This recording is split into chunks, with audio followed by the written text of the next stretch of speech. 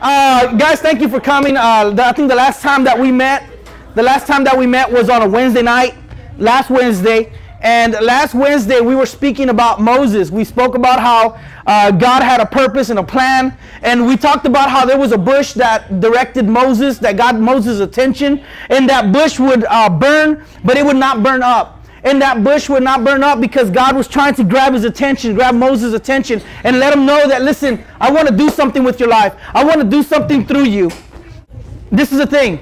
Last week we talked about how we were directed by fire. And when you're directed by fire, you're allowing God to direct your life. When you allow God to direct your life, you're really allowing God's fire, God's spirit to lead you. And sometimes we're led by other things. We're led by things of this world. We're led by our friends, and we get misdirected.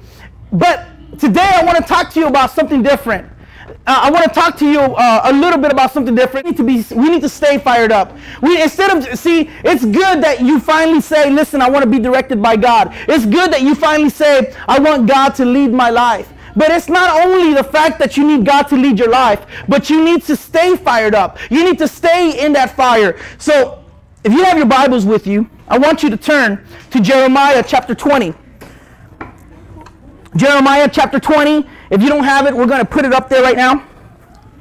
Jeremiah chapter 20, verse 7 says this. Me hiciste, oh Jehová. No, I'm just kidding. I'm going to read in English.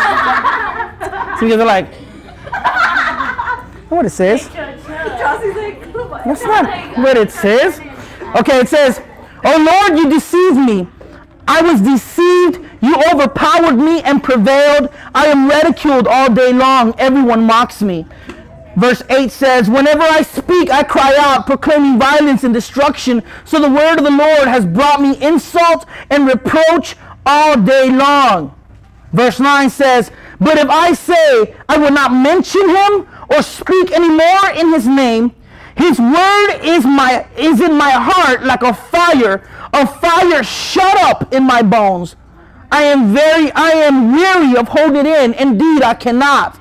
I hear many whispering terror on every side. Report him, let's report him. All my friends are waiting for me to slip, saying perhaps he will be deceived.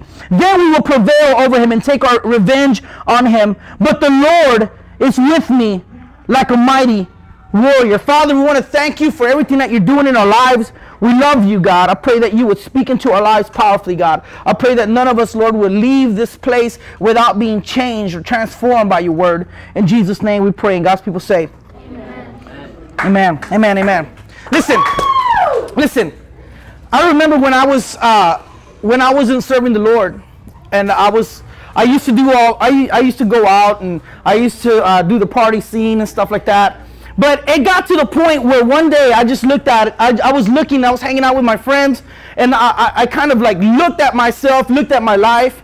But at least for my life, I knew that there had to be more than what I was already doing.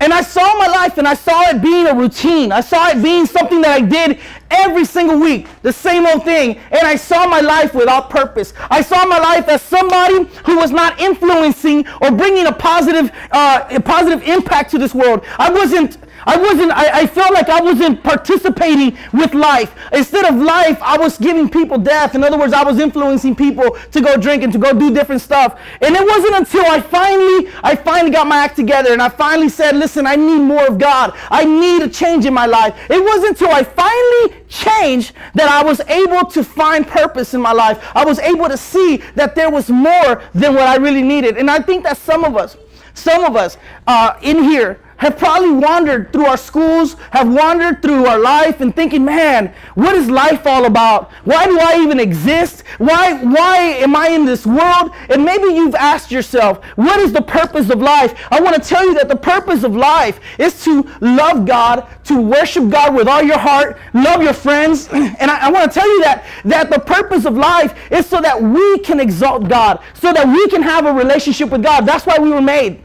And so, listen, sometimes, though, I want to tell you that serving God does not mean that it's going to be a perfect life. Serving God does not mean that Serving God does not mean that once you start having a relationship with God, that all your problems go away. But the problem is this, the thing is this, that with Jeremiah, this guy Jeremiah, he said, God, I feel like you deceived me.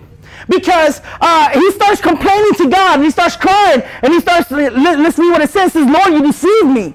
I was deceived. You overpowered me and prevailed. I'm ridiculed all day long. Everyone mocks me. He said, listen, God, everywhere I walk on the streets, I'm trying to live for you. I know that my life is supposed to have purpose. I know my life is supposed to imitate your life. I know that I'm supposed to be connected to you. But God, it feels like everywhere I go, I feel like I'm being mocked. I feel like people are laughing at me because I'm a Christian. I feel like people are laughing at me because I'm serving God. I feel like people are telling me, are inside are looking down on me because I serve God. Listen, I don't know about you, but I remember trying to serve God, and I remember one of my friends, I wasn't even trying to preach to him. I wasn't even trying to tell him about God. But I remember I showed up, we played basketball, and I was coming in, and they were already playing basketball, and then one of my friends goes, oh no, here comes the preacher. And I was like, dude, for real? I don't even preach. I haven't even talked to you guys. At that time, I wasn't a preacher. At that time, I was still trying to get my feet wet with God. I was still trying to serve God. It was still in my beginning stages. And I remember my friends were, oh man, here comes preacher.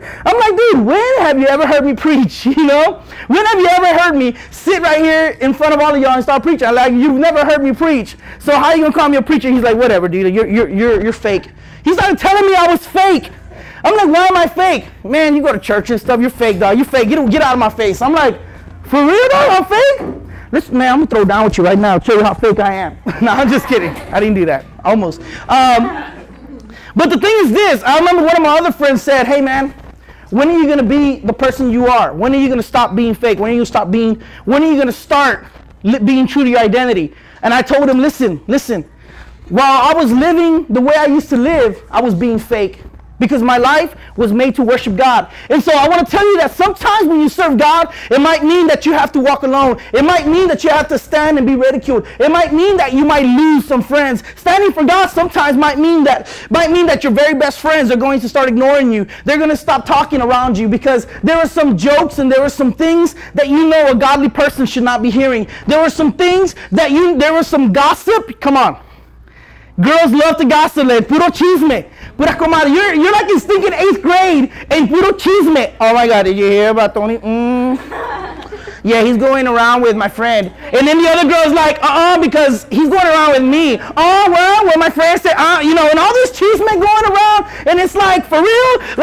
Like, who's Tony? And so all this chisme going around and stuff. And listen, there are some conversations that we probably shouldn't be a part of anyway, because it's not constructive. It's not helping anybody. It's not building people up. And so sometimes when people avoid our conversation because they know that that's not spiritual, they know that that's not edifying us, that we know that that's not building us up, sometimes people are going to ignore you because they're going to be like, oh, here she comes, let's go. I thought she was your friend. Yeah, but she's like all holy now, so let's just go, and they're going to start ignoring you. But listen, don't take that as a bad thing. Be a loner, be a loser. No, I'm just kidding.